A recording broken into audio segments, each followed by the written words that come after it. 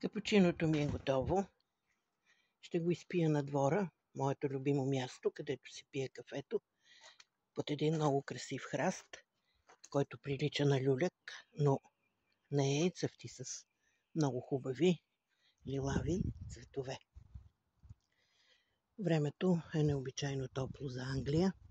Ето ги красивите цветове на храста. Но тук под сянката аз се чувствам прекрасно, пиейки моето капучино. След като си изпия капучиното, ще си направя малко слънчеви бани, т.е. ще се попека на хамака. Вижда ли се?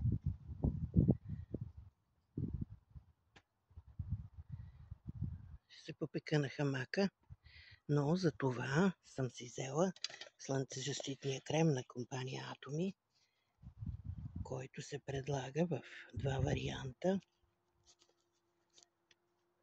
Бежево и бяло. Аз ще си сложа от бежевия. Това е 10-та стъпка от прословутата грижа на корейките в 10 стъпки за сияйна кожа. Слънчезащитният крем на Atomy е 50+. Той се използва за защита на кожата от преждевременно стареене. Хубаво е да се слага дори и когато няма слънце. След като се попека, ще я поработя малко. И това му е хубавото на онлайн бизнеса, че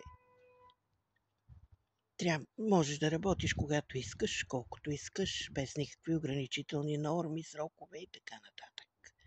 Ако искате и вие да сте свободни, да използвате една качествена, хубава козметика, натурална, а и ако желаете да правите бизнес, присъединете се към екипа ми, пишете ми.